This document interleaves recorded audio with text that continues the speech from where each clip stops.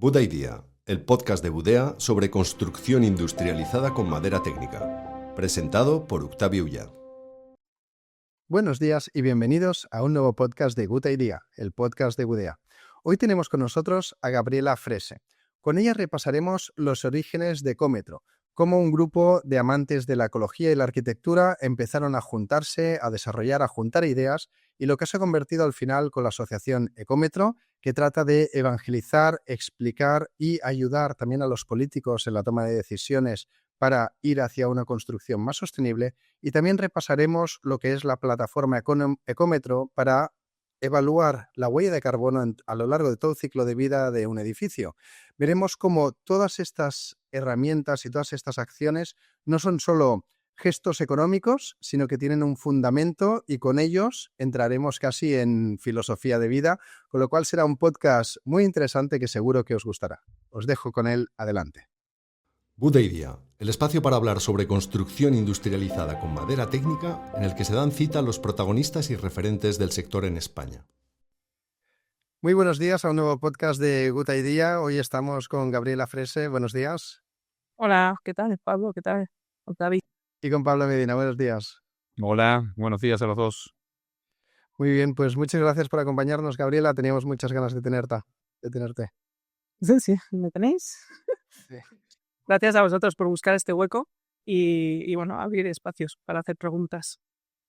Muy bien, pues haznos una pequeña introducción para quien no te conozca y así de paso presentamos un poquito Ecómetro. Vale, pues soy Gabriela Frese y trabajo en la asociación Ecómetro. Mi actual rol es directora, me dirijo a mí misma y bueno, la asociación Ecómetro es una asociación sin ánimo de lucro que se dedica a la incidencia política para la descarbonización de la arquitectura. Es como el titular. Luego, lo que hago realmente es realmente lo que me gusta hacer y lo que intento hacer en todos los proyectos es hacer conexiones, tanto mías como con otros proyectos y demás. Y bueno, ahí en el contexto que tenemos ahora, pues hay bastante que hacer. Hay muchos cambios en la normativa, hay muchas regulaciones y restricciones, y aplicar todo esto e intentar promoverlo desde un punto de vista colaborativo y no desde esa obligación que viene y te sancionan y demás, pues es un reto como para verlo como una oportunidad y no un castigo. Y esa es un poco la idea que hay detrás de esto, crear un espacio donde se puedan crear conexiones, por ejemplo, con vosotros, con Budea y otro de nuestros socios que es Holcim, que parecen, ¿no? Aparentemente enfrentados, y es todo lo contrario. Realmente necesitamos ahí hacer pues la labor de descarbonizar desde la colaboración, algo así. Muy bien. Sí, yo creo que para nada enfrentados, ¿no? Al final, nosotros siempre hemos defendido que necesitamos el mejor material para cada uso y el buscar hormigones con baja huella de carbono es algo esencial, ¿no? Pero al final también los necesitamos. Genial, Gabriela. Coméntanos un poco la relación que hay entre la asociación Ecómetro y la empresa Ecómetro para ubicarnos desde el principio. Pues os cuento el historial, me voy atrás en unos 10 años, 11 o algo así, cuando un grupo de personas que se interesaban por construir de otra forma, lo que llamamos construcción ecológica, aunque tengo mucho cuidado con esa palabra porque tiene como asociaciones que creo que nos restringe, pero la ecología entendida como la relación que tenemos el ser humano con nuestro medio ambiente y cómo impactamos en él. Entonces, una serie de personas que venían de la ecología, pero también otras personas con perfiles diferentes. Había un físico, un químico, ¿no? Que tenía todo este conocimiento de cómo se hacen los materiales y qué impactos tienen y ¿no? todo este mundo que se abre. Se juntaron y empezaron a hablar sobre temas de los que nos estaban hablando, muchos de ellos, y entre otras cosas, ellos juntos empezaron a desarrollar la herramienta Ecómetro, porque se dieron cuenta que hablar de sostenibilidad o de ecología sin medir los impactos tenía poco sentido, ¿no? Porque no llegabas, no sabías qué estabas haciendo. Y entonces desde ahí se desarrolló la herramienta Ecómetro, que es una herramienta para medir en la arquitectura el análisis de ciclo de vida. Y después de esos casi 10 años, pues llegó un momento donde el Ecómetro herramienta SL y la asociación se separaron, se convirtió uno en una empresa, la otra en una asociación, y a día de hoy trabajamos en el mismo contexto, en la descarbonización desde el análisis de ciclo de vida, que es la herramienta que nos permite medirlo, pero la asociación pues se ha ido más hacia una parte divulgativa, de difusión y de incidencia política, Ujú. y Ecómetro Mediciones pues sigue haciendo proyectos, bueno, tiene una actividad más empresarial. Perfecto, con lo cual tenemos la asociación que al final hace lobby, ¿no? Que la palabra lobby está muy mal vista, pero al final lo que es explicarle a los políticos, que son los que tienen que regular, que sepan del sector y que sepan de cómo el sector puede ayudar al cambio climático en lugar de perjudicarlo, ¿no? Y después tenemos la empresa que al final es un software de medición de huella de carbono en todo el ciclo de vida de los edificios, ¿no? Ujú, ujú. Sí, la palabra lobby, la verdad es que ha ido transformándose también, porque esto viene de un proyecto que tenemos financiado por la European Climate Foundation, ECF, em, que lleva ya, este es el tercer año que lo estamos haciendo, y empezó un poco más con esa dirección más dura de lobby, de ir ahí ¿no? a contarles a los políticos. Y según hemos ido desarrollando el proyecto, nos hemos dado cuenta, o yo he ido empujando a que se cambie un poco el rumbo, porque en el momento que tú le dices a la gente lo que tiene que hacer de una forma dura, lo que consigues es que se cierren las puertas, ¿no? Entonces, le hemos ido dando una vuelta más a una incidencia más pedagógica casi. Sí. De ahí vienen estos últimos proyectos de ir al Colegio de Arquitectos, a hacer charlas, más de difusión, de pedagogía, de integrar a las personas, de darle conocimiento, porque al final lo que pasa es que cuando no tienes conocimiento te viene algo nuevo, impuesto además, pues claro, eso genera una presión, ¿no? Entonces, hay poca gente que está dispuesta a abrirse a algo nuevo si no tienen conocimiento, y si alguien además va ahí con el dedo diciendo, oye, que esto lo estás haciendo mal. Entonces, promovemos el conocimiento compartido para que tengan pues otro punto de partida y puedan verlo desde otro punto de vista, más como una oportunidad, más que Vale, una es decir, exigencia. lo que veis es, no hace falta ir a explicar demasiado a Europa porque ya tienen las ideas claras y la dirección hacia donde vamos está bastante bien enfocada, y hacéis entonces educación aquí más local a nivel de España para que cuando venga esta normativa no haya un enfrentamiento. Sería algo así. Mm, Es que si, si abrimos esto, digo, yo me iría a todo el mundo a hablar de pedagogía más de guerra y de incidencia y de fin. Europa Real. es un campo duro. O sea, ahí lo llamamos democracia, pero cómo se toman las decisiones y cómo se impone uno sobre otro, y aunque te pongas la etiqueta verde y progresista, ¿no? Y en fin, hay mucho enfrentamiento, mucho. Entonces, a ver, también llegamos hasta donde podemos. Somos una estructura con una persona activa, que soy yo, y la red de socios y personas que están en la junta directiva y demás, ¿no? Entonces tampoco pretendemos cambiar el mundo, pero sí es muy curioso dentro de estos círculos de trabajo que tengo también a nivel europeo, ver cómo al final es que son todo como luchas de poder, ¿no? Uno contra el otro, ya está. Y ahí se acabó el diálogo, ahí los plantados, y no se llega muy lejos. Entonces, bueno, pues Europa sí tiene un plan muy ambicioso, ¿Mm? em, con el que, bueno, en general soy bastante crítica. Entonces, decir, hablar de vamos a ser net zero en 2050 si ni siquiera está definido qué es net zero, porque no hay una definición. Se está empezando a desarrollar ahora y luego empiezas a ver la letra pequeña y dices, net zero significa, no, Sí, es net 30, zero no 30. es zero. Ah, net zero no zero. Entonces, bueno, pues también hablamos de eso, de decir qué palabras usamos, por qué se llama net zero o cero emisiones o algo así, y no a lo mejor cambiar el discurso y la narrativa, y ir más hacia algo que es un progreso, porque al final esto en 2050 tampoco va a acabar. Entonces, es mucho más verídico hablar, por ejemplo, de edificios bajo de carbono que de edificios que son cero emisiones, porque no es real. Es como un objetivo demasiado ambicioso y difícil de conseguir, ¿no? Pero un edificio, como dices, net zero es un edificio de baja huella de carbono o de mínima huella de carbono, es como deberíamos mencionarlo. me quedaba con la importancia de las palabras, ¿no? Cuanto menos agresivo es decir incidencia política que decir lobby, ¿no? En la elección de las palabras, que es lo importante que es en la comunicación. Y está bien, porque lo del lobby tiene esa connotación negativa y la incidencia puede ser buena, positiva, negativa. Intentamos que sea positiva, porque creemos en lo que hacemos, pero parece bastante más que me la voy a guardar a la palabra. Depende de lo que hayas aprendido. O sea, la palabra en sí no dice nada más 100%. que Claro, claro. lo que tú asocias a ella, ¿no? Sí. Entonces, bueno, claro, pues si nos ametrallan con películas donde los abogados malos se enfrentan en Bruselas, en esos ambientes tan fríos y hostiles y demás, pues lo que hoy es lobby es eso. Incidencia política no deja de ser la palabra, la versión española. Ajá. Sí. Yo nunca lo he Y- asociado tan a algo negativo, ¿no? Yo me imagino, si yo fuera un político, obviamente no puedo saber de todo. Y necesito que los agentes de cada sector vengan, incluso agentes contrarios, vengan y cada uno me explique cómo lo ve y lo más transparente posible para que después yo pueda atreverme a tomar alguna decisión o a poner alguna ley, ¿no? Supongo que lo que ahora estamos calificando como negativo es que se crean ciertos grupos donde los intereses no son los de todos, ¿no? Los que se representan, sino que solo de algunos. Y ahí es cuando empieza la desconfianza. Es decir, bueno, este tiene más poder, entonces manda no sé quién. Claro. Y se llevan a cabo ciertas acciones que interesan a unos pocos y no a todos.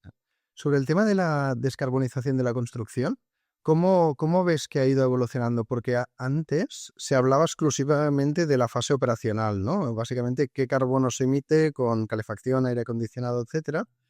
Y desde hace unos años, no tantos, se ha empezado a ver que antes tenía sentido hablar de eso porque los edificios eran muy poco eficientes, pero con los nuevos edificios la mayoría de la huella de carbono está en la fase de construcción. Vosotros, no sé si desde el inicio ya planteasteis la herramienta ecómetro que analizaba todo el ciclo de vida del edificio y no solo la parte operacional, ¿no? Sí, sí, incluso el fin de vida, que también es un mundo aparte, que no sé por qué no se suele incluir dentro de los discursos de descarbonización. Yo a veces escucho como, bueno, circularidad y descarbonización. Es que, ¿no? Es todo. Ya, Eh, claro. y bueno, y luego sí que hay ciertas métricas que parece ser que, por ejemplo, si quieres ser circular con ciertos materiales o ciertos procesos, como no están acostumbrados, o sea, no están adaptados los procesos industriales, emites más por recoger ese material, recuperarlo y demás. Entonces, por eso debe ser que hay ahí una diferencia. Pero creo que es importante tener en cuenta todo el ciclo de material o todo el ciclo de vida del edificio desde el punto de vista de dónde viene el material que utilizamos, cuál es la materia prima, o sea, quién lo produce, la naturaleza, ¿no? Está ahí, es algo que se coge y se empieza todo ese camino de ahora pasa una transformación a través de la industria, un camino hasta donde llegue, en diferentes distribuidores y demás, hasta que llega a obra, que pasa durante todo el uso del edificio, que también hay mucha pues desgaste o hay reformas o bueno, el edificio va cambiando durante muchos años y luego cuando se demuele, ¿qué pasa con él también, no?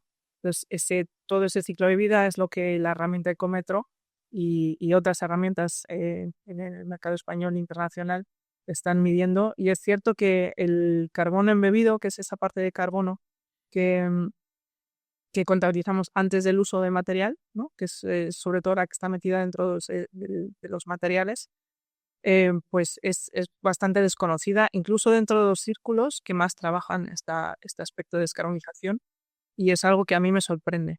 Me sorprende que todavía no se llegue a hablar de esto como algo que es parte del edificio y ya está, ¿no? De la regulación, sino, bueno, pues de repente entre estos grupos de incidencia política en los que trabajo, hay algunos que son específicos de energía, por ejemplo, de renovables, y cuando hablo del edificio, que es algo que todos usamos, porque todos tenemos casas, tenemos oficinas, tenemos hospitales, tenemos escuelas, o sea, el edificio es algo que usamos todos los días. Dicen, no, eso es muy específico, es como muy de nicho. No, no es así, ¿no? Todos lo usamos, por lo cual todos tenemos una responsabilidad sobre eso. Venía un poco, no sé qué me has preguntado antes. A ver, en eso, como a veces, al no tener el enfoque integral de todo el proyecto, ¿no? Y de pensar la parte de la desconstrucción, no tenerlo en cuenta, soluciones constructivas penalizan a eso, a la desconstrucción, a la reutilización del material, a la circularidad. pasaba con el que lo hemos debatido, Octavio, acerca de el hormigón en los pisos para hacer aislación, para tener inercia térmica y tener aislación acústica y térmica también. Se utiliza el hormigón sobre la madera, ¿no? Entonces, si lo vinculas, te penalizas sobre la circularidad, y si no lo vinculas, o sea, si lo vinculas, te penalizas sobre la circularidad, pero no sobre la estructura, y si no lo vinculas, te penalizas sobre la estructura y no sobre la circularidad. Entonces, cuando tú tienes un enfoque integral de proyecto, del diseño hasta la desconstrucción de los edificios, esas decisiones las puedes tomar a priori y puedes beneficiar de todos los puntos de vista, de la circularidad, de la utilización de materiales que sean bio, del carbono. Pero claro, hay que desarrollar mucho conocimiento y mucha experiencia para encontrar la solución adecuada a cada caso, ¿no? Y Y puede que no la todavía encuentres estamos en una nunca, ¿no? etapa Si incipiente. lo estás experimentando. Claro. Porque en el momento que implementas uno, te das cuenta luego, porque no podemos Ujú. ver el futuro. Esto es una de las cosas difíciles en el análisis de ciclo de vida, es que en realidad trabajamos con hipótesis todo el rato, hipótesis Claro. científicas, porque realmente hacemos un cálculo a día de hoy donde sí puedes hacer una trazabilidad en lo que es la producción del material, pero no puedes prever qué pasa en el futuro. Entonces se hace una hipótesis de tipo de recambio que va a haber, no sé qué, y no sabemos cómo se van a tratar esos residuos más adelante. Entonces, bueno, pues, pero no quiere decir que no se haga, sino que simplemente es tener esa conciencia de decir, estoy haciendo lo mejor que se puede hacer ahora con las herramientas que hay, ¿no? Con la tecnología y la normativa que me permite, y poco a poco ir una mejora continua. Al final, es lo que dices tú. Pues si hago plastón contra madera, a lo mejor es la decisión que necesito tomar ahora porque no tengo recursos económicos, aún sabiendo que me puede penalizar luego en la circularidad. No lo sé. Ujú. Yo creo que es importante explicar que aunque sean hipótesis, que esto es perfectamente válido, ¿no? Porque a veces hay gente que cuando dice, no, es una hipótesis, quién sabe cómo acaba, con lo cual ya no es creíble, ¿no? Si tengo hipótesis que son científicas y que son las mejores que puedo tomar ahora, tengo que poder gestionar con eso. No porque Ujú. no tenga una certeza del 100% no es gestionable. Gestionaré y Mm, seguro que será mejor que si no lo miro, ¿no? Al sí, final, antes lo has dicho, ¿no? La herramienta para medir. Ya siempre se habla, ¿no? De lo que no se mide no se mejora. Entonces, esta sí, herramienta lo que te permite es comenzar a tomar decisiones. No solo es medir para sacar un número, sino una medición que te ayuda a tomar decisiones en ese proceso creativo inicial, ¿no? sí.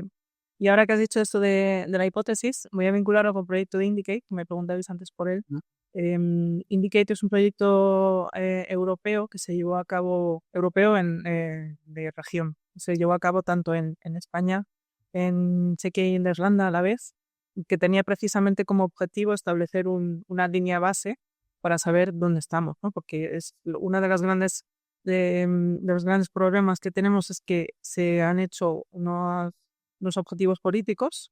Vamos a ser neutros en carbono en 2050, pero nadie sabe dónde estamos. Mm. Entonces, ¿cómo trazas una estrategia de reducción si tienes un objetivo, pero que está colgando? Hay que no sabes si si estás aquí, tu estrategia va a ser diferente que si estás aquí, ¿no? Para llegar a ese objetivo. Claro. Y este proyecto que duró 1 año y medio, más o menos, bueno, luego ha ido un poquito más, 2 años en total, ahora se están presentando los informes. Pues fue muy interesante porque juntó a todos los especialistas a nivel nacional en análisis de ciclo de vida, que eran como, ¿cuántos éramos? Como veintitantas entidades, que se dice rápido, veintitantas entidades trabajando con análisis de ciclo de vida en la construcción en España. Em, y entonces todos los que podíamos íbamos aportando casos prácticos y también casos sintéticos, que llaman, ¿no? Que son teóricos. O sea, un edificio real con unas mediciones reales y unos casos donde se hace un edificio sintético y se hace una medición sobre eso. Y ahí realmente de lo que se trataba era de mirar, claro, es que ahora mismo todo el mundo está midiendo con otros criterios, por lo cual los resultados no son comparables. Te puedes comparar contigo mismo si has hecho una medición anterior de tu propio edificio, tu propia forma de construir, pero utilizas otra herramienta diferente, por ejemplo, OneClick y Ecómetro, y el resultado que sale no es comparable, aunque estemos intentando compararlo, pero no es así, ¿no? Entonces, este proyecto ha hecho una línea base que está apoyando al Ministerio de Vivienda en la transposición de la APBD, de la Directiva de Eficiencia Energética, y les está ayudando mucho a ver cómo se han determinado esas hipótesis, qué se ha tenido en cuenta, qué no se ha tenido en cuenta, para que cuando el ministerio saque una herramienta, que va a ser muy básica, pero una herramienta de medición abierta para los primeros proyectos de arquitectura, pues estén basados en unas hipótesis que sean iguales y además consensuadas, que esto es muy importante para que se puedan integrar pues todos aquellos que ya han estado haciendo mediciones, pero que también tengan en cuenta todas las partidas que ya han estado trabajando aquí y haya un resultado como más sólido, ¿no? Entonces, esto que acabas de decir es súper importante, ¿no? O sea, acabas de decir que está confirmado que el ministerio sacará una herramienta abierta que será la que tengas que usar para medir de cara al tema regulatorio. Sí. Con lo cual, las herramientas tipo Ecómetro o OneClick que has dicho no servirán para esa medición oficial, Sí, están trabajando en ello, ¿vale? La ¿no? EPBD tiene una transposición de 2 años que empezó el año pasado, en abril de 2024. 24. En 40, ¿no? Me he adelantado. 2024.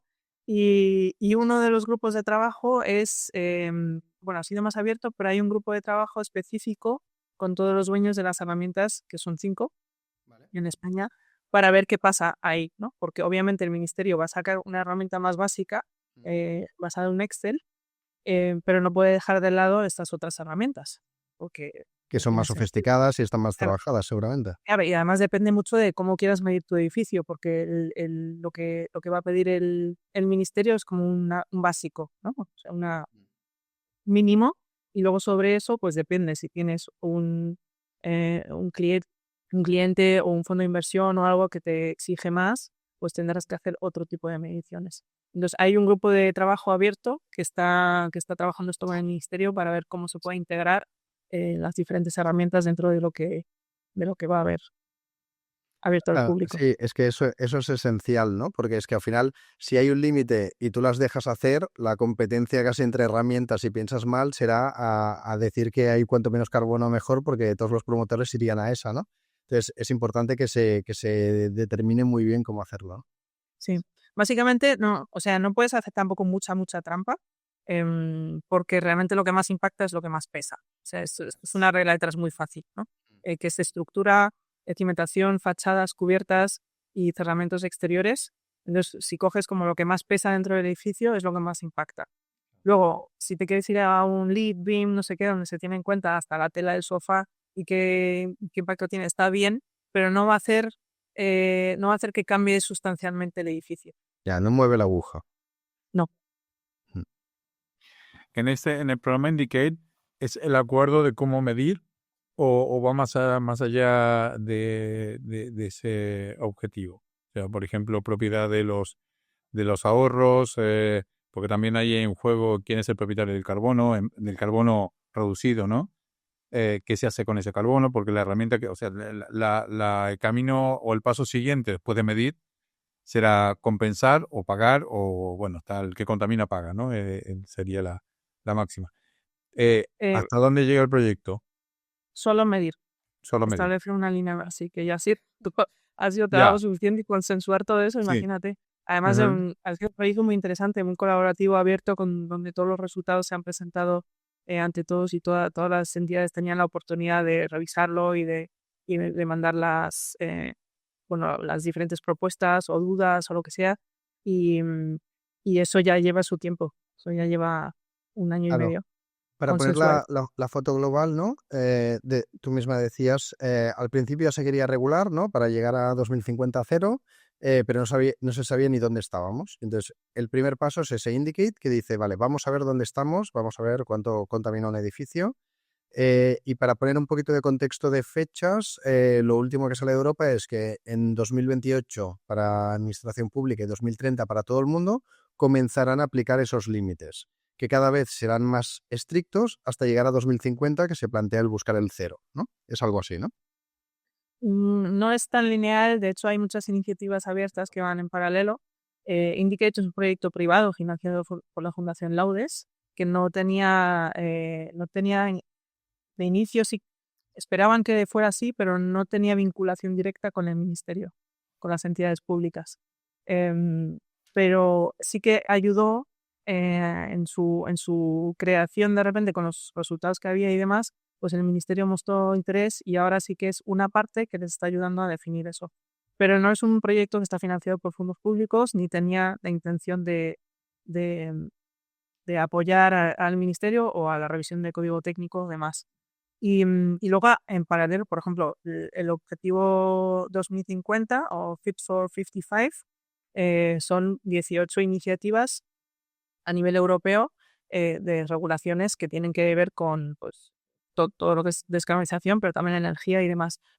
Y entonces, desde el mapa, y vale, estos son 18 iniciativas, cada una de ellas lo que nos aplica a edificios son 3, que es la eficiencia energética, la EPBD y la, y la regulación de productos de la construcción. Todo esto va toda la vez. Entonces, es muy complejo dentro del marco Leves, tal, y además cada uno, según va pasando el tiempo, pues tiene resultados diferentes, se va actualizando, y todo eso o sea, el ministerio tiene un trabajazo de coger todo eso, unificarlo, hacerlo entendible al usuario, que sea fácil, bueno, en fin, es una labor tediosa y siempre va como paralelo, ¿no? No es uno, otro, otro, otro. Pero creo que es importante que la gente no se quede solo con el 2050, ¿no? Del 2050 pasan cosas, no, pasan cosas ya, ¿no? Habrá modificaciones de código técnico en breve y 2028-2030 ya empiezan a haber límites, ¿no? Y eso, sobre todo para la mente de un promotor, eso está aquí al lado, está a una promoción, máximo una promoción y media de distancia, ¿no?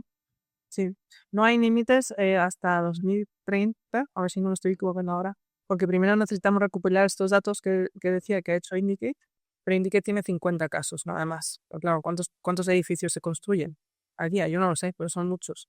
A nivel europeo, los que más saben tienen ahora, pues después de estos proyectos de Indicate, a lo mejor tienen entre 500 y 600 casos, como mucho, casos de análisis del ciclo de vida para comparar datos. Claro. Em, En entonces, España se lo están que, haciendo unas 100.000 viviendas al año, o sea, pues, realmente viviendas. la muestra es muy, muy pequeña. Solo viviendas. Claro, entonces este periodo que ha abierto el ministerio es primero recopilación de datos Mm. para saber dónde está. Y una vez que sabemos dónde estamos, es cuando puedes empezar a poner límites. También Y esto está, de cara al... o sea, con una visión crítica decíamos que hablar de net zero en 2050 es bastante complicado, pero está bien poner un faro, ¿no? Un objetivo que sea lo suficientemente motivador como para movilizar y poder llegar a eso. Realmente a mí me moviliza pensar que en algún momento vamos a poder ser más o menos coherentes con el balance de los recursos del planeta y todo esto que nos motiva. Y me moviliza también trabajar para ello, ¿no? O sea, Nadie, como se dice, ¿no? Nadie dijo que iba a ser fácil, pero... esto es súper importante lo que Mm. dices, ¿no? Y a mí me recuerda mucho a un hecho histórico, ¿no? Cuando se dijo, esta década vamos a llegar a la Luna, la gente dijo, este tío está loco, ¿no? Es físicamente imposible.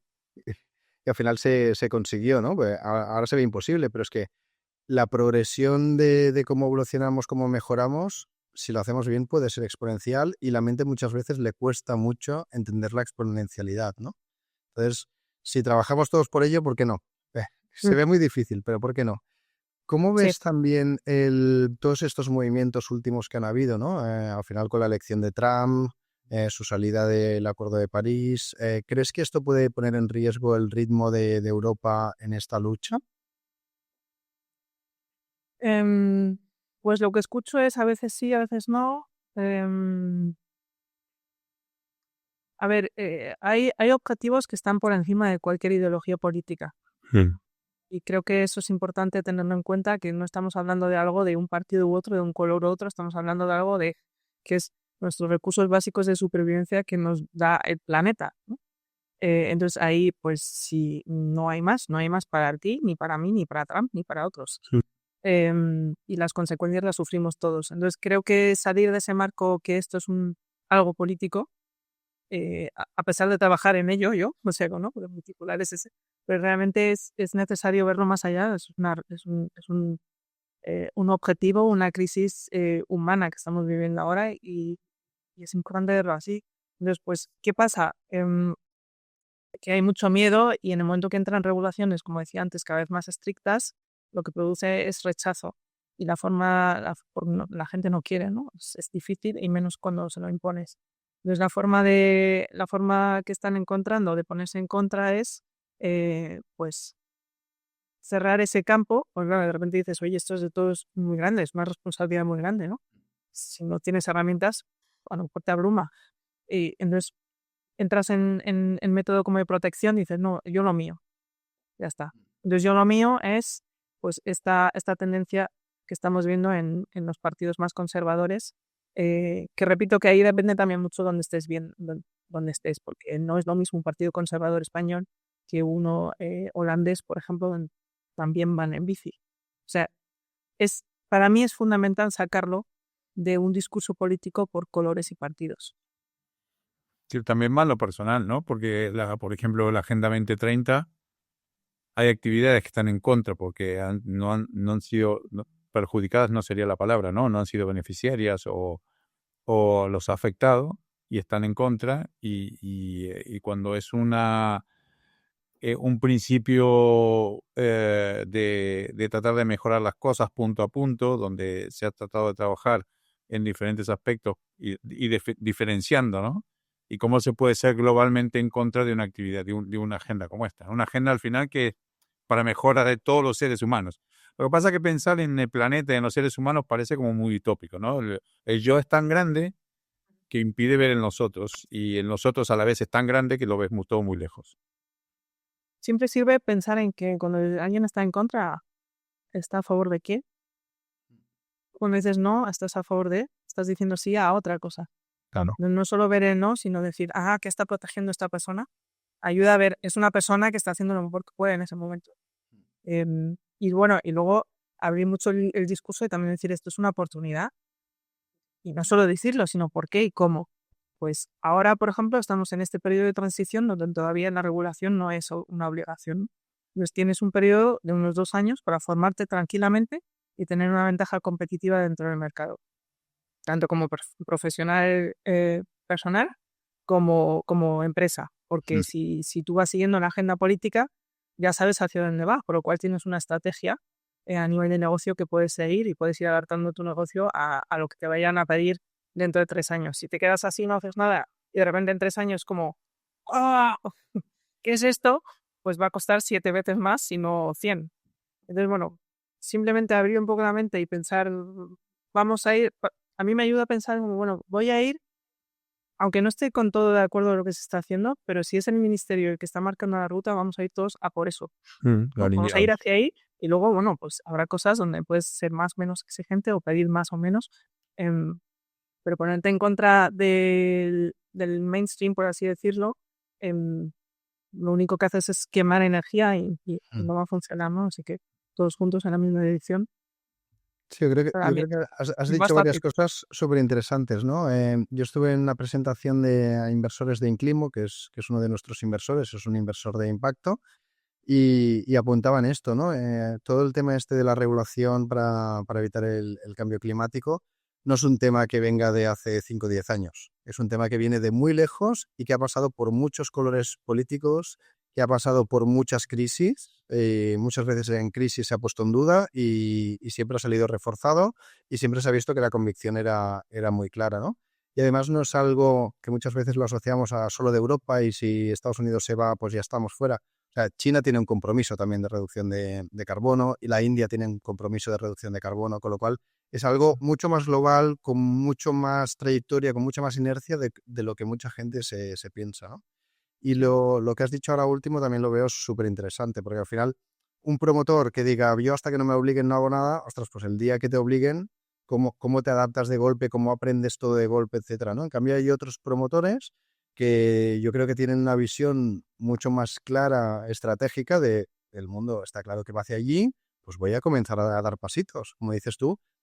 Tengo 2, 3 añitos para irme adaptando, pues voy a usarlos, voy a comenzar, si hago muchas promociones, pues voy a hacer una, voy a empezar a medir, voy a certificar, ¿no? Puedes dar muchos pasitos en cada edificio, a lo mejor uno, y ya vas consolidando una estructura de conocimiento y de formas de hacer distinta, ¿no? Justo.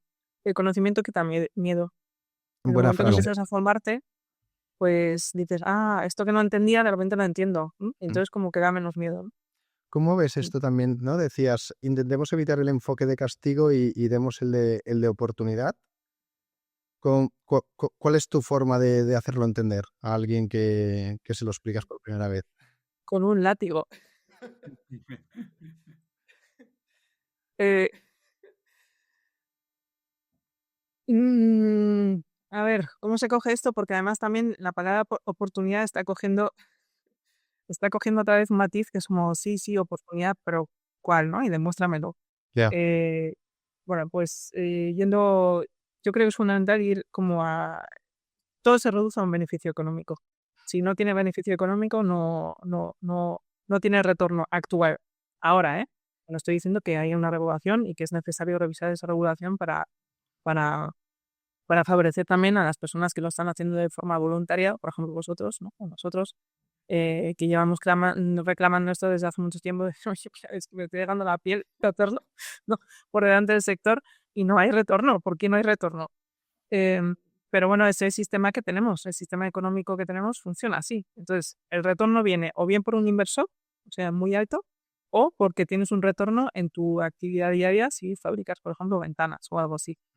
Em, entonces, bueno, pues es ir poniendo ahí la oportunidad de decir, bueno, si yo qué sé, si en vez de ir a fabricar a China, pues empiezas a buscar fábricas aquí, no lo sé, porque esto también tiene un estudio más atrás, me lo estoy inventando. O sea, no es tan fácil, ¿no? Al Em, final va por diferenciarte un poco, ¿no? Entiendo. Es decir, muchos sectores son océanos rojos de competencia donde solo se mira precio, solo se mira margen. Es una forma de aportar un valor añadido superior y poderte diferenciar por calidad, ¿no? También. Te haces más resiliente si dejas de trabajar en competencia. Ujú. La competencia gasta mucha energía, mucha energía personal y de todo lo demás. Entonces, si de repente empiezas a trabajar colaborando, cuando unos se apoyan a otros, pues no, ¿qué? No prefieres ir a trabajar así sin competencia. Entonces fluye, se hacen comunidades más resistentes, más resilientes y la resiliencia es uno de los factores claves para afrontar esta ola. Si tú trabajas en la competencia donde solo vale el que gana más es el que se lo lleva, y estás casi condenado al fracaso en un corto medio plazo de tiempo. Ese es el concepto de Marina Planas, que también hizo un podcast con nosotros, que también es inversora, viene de automoción y está tratando de crear también ecosistemas, y ella habla de competencia, si no recuerdo mal el nombre, ya se lo pregunté varias veces, nunca me acuerdo el nombre exactamente. Entonces, que dice, una vez que desarrolle el mercado, una vez que el mercado sea lo suficientemente grande, bueno, ya competiremos y cada uno desarrollará sus mejores armas, pero mientras tanto, en cooperación, en esta causa común, vamos a trabajar juntos, ¿no?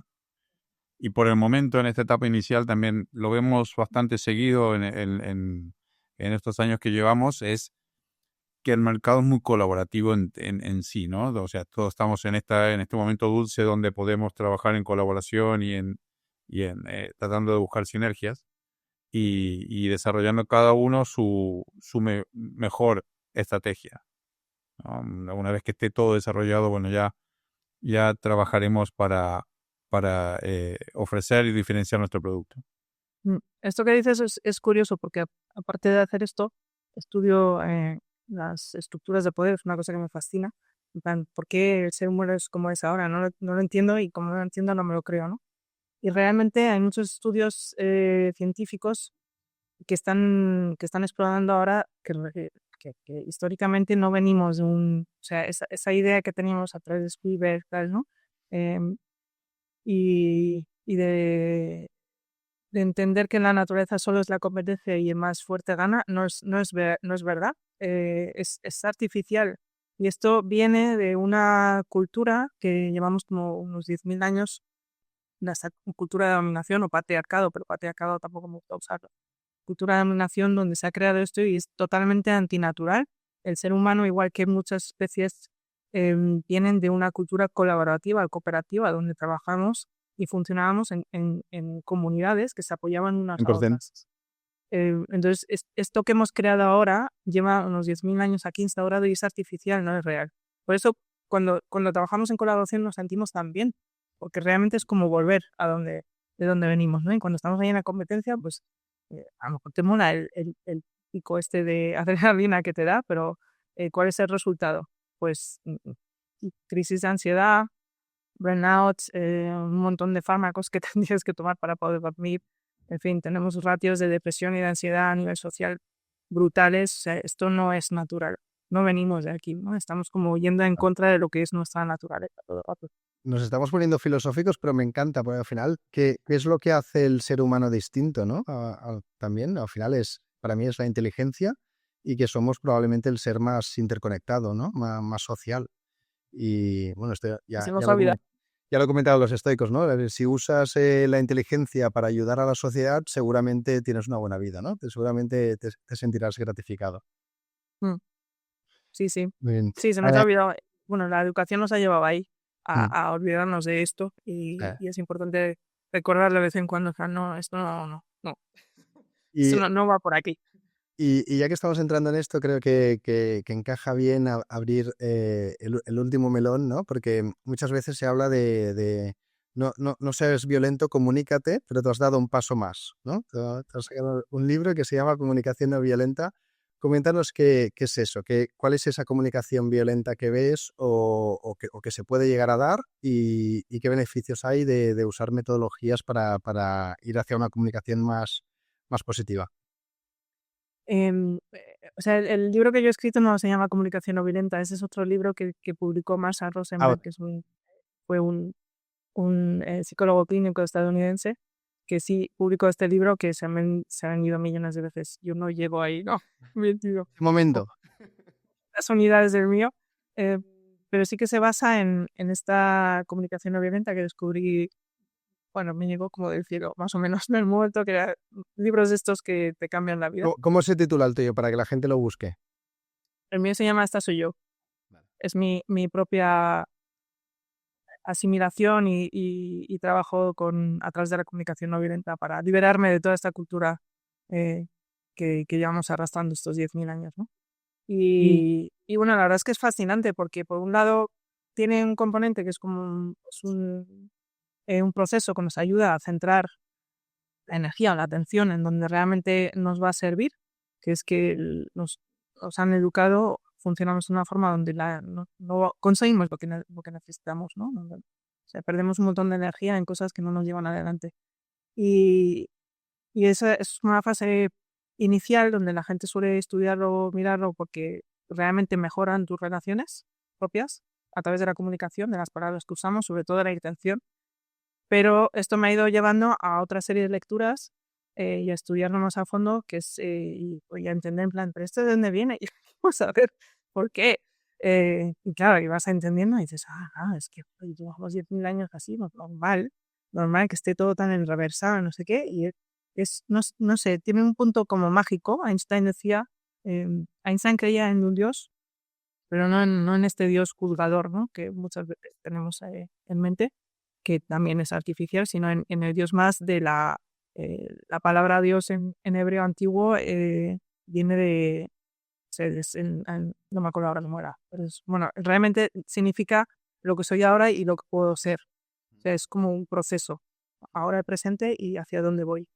Y Einstein, en su teoría de la relatividad y cómo estudiaba la energía, lo describió así, es que cualquier persona que empieza a cuestionar esto más a fondo se da cuenta que hay algo que nunca vamos a poder explicar, y esta es la magia, ¿no? La magia, lo puedes llamar Dios, o lo puedes llamar de otra forma, energía, lo puedes llamar, no sé, como quieras, el yin-yang o el chi, o lo que sea. Hay un punto donde llegas como una especie de esencia, que es como ABC, o las notas musicales, ¿no? Que son 9 y puedes hacer millones de cosas con eso, es que son 9. Son 9 y da igual cómo las combines, siempre crea algo nuevo. Entonces, eso es realmente asombroso. Y la comunicación no violenta nos ayuda a desmontar toda esa cultura y llegar como a una cosa como mucho más sencilla. Y dices, ¿habrían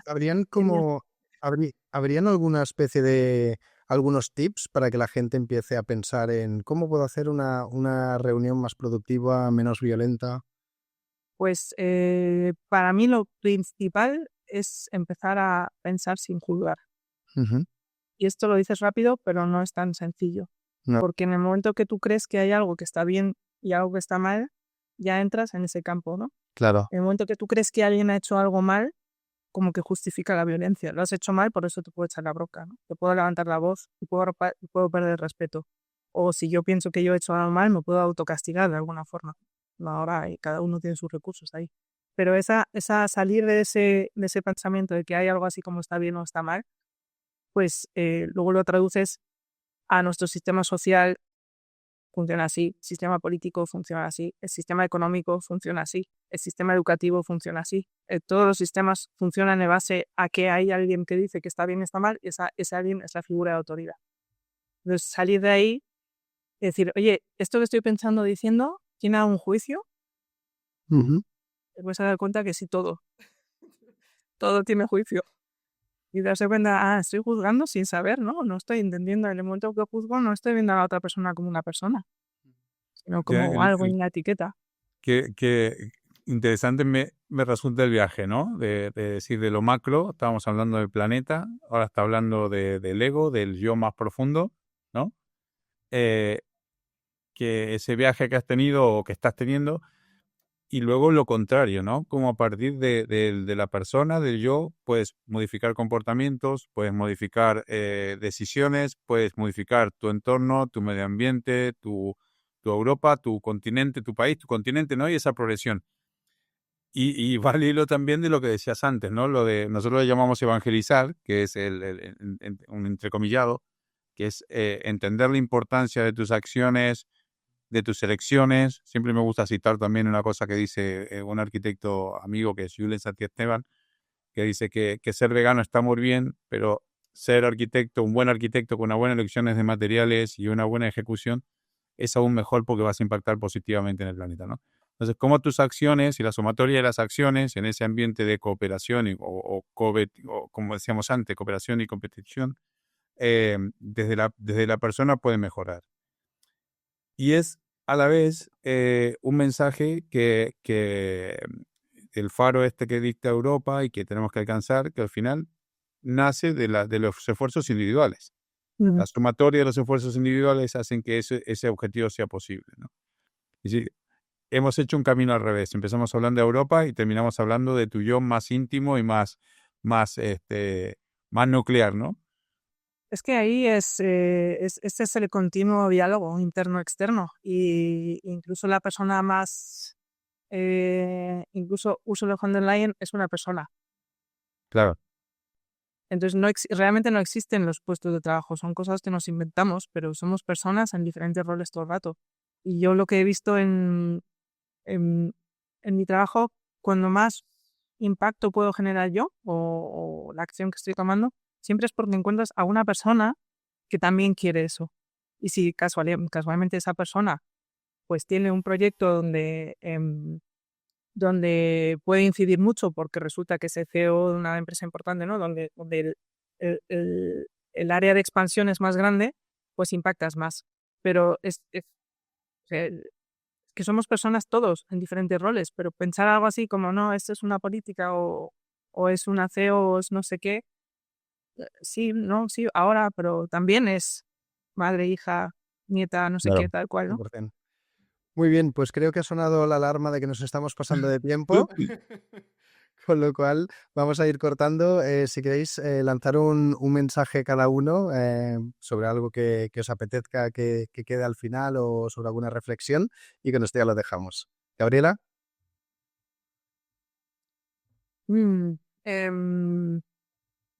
Pues mira, a mí me gustaría de alguna forma afrontar esto como, aunque sea difícil, y hay muchos retos y hay muchos momentos muy difíciles, ¿no? Pero no perder la esperanza. Es decir, bueno, siempre tengo una base desde donde volver, ¿no? En el momento que sea difícil, que todos podamos de alguna forma apoyarnos para decir, me puedo ir aquí, ahora estoy seguro, y ahora otra vez ya, cuando tengo energía, salir a enfrentarnos a todo esto, porque a veces es cierto que abruma y es muy grave. Muy bien. ¿Pablo? Bueno, Perfecto. yo lo que decía antes, ¿no? El compromiso individual. Las pequeñas acciones, la sumatoria de las pequeñas acciones. Eso a mí me gusta pensar que esto de reciclar, por ejemplo, ¿no? Si tiro este vasito aquí o lo tiro a la papelera normal. Esa pequeña decisión escalada termina teniendo un impacto importante, ¿no? Porque esa decisión escalada te hace pensar en otras cosas, que no solamente tienes que pensar dónde tirar el vasito, sino que tienes que pensar cómo te mueves, cómo consumes, cómo trabajas, en qué dedicas tu tiempo, qué relación tiene tu trabajo con con tu implicación en los aspectos que quieras implicarte. Y no sé, el valor del pequeño gesto a mí siempre me pareció importante. Me quedo con eso, ¿no? Es decir, bueno, hagamos pequeños gestos que la sumatoria va a ser potente. Genial. Pues yo me quedo con el hecho que apuntábamos, ¿no? De que al final todo el tema de este enfoque hacia buscar una construcción más sostenible no es algo de 2 días ni de 4 gatos, es probablemente la decisión más importante que se ha tomado a nivel más global humanitario, probablemente la historia, y que al final será una corriente que por mucho que hayan voces discrepantes o movimientos o crisis, va a seguir para adelante, ¿no? Y que tiene bastante sentido, incluso económico, empresarial, comenzar a dar pasitos para prepararte por ello, ¿no? Con lo cual, aquí tenemos la asociación, la herramienta para que la gente pueda apoyarse. Así que muchas gracias, Gabriela, por haber venido. Ha sido un placer poder hablar contigo todo este ratito. Muchas A vosotros gracias. por vuestro tiempo. Gracias, Adiós. hasta luego, adiós. Chao. Gracias por escuchar un nuevo episodio de Buda Idea, el podcast de Budea. Te esperamos en el próximo programa para hablar de lo que más nos apasiona, la construcción industrializada con madera técnica.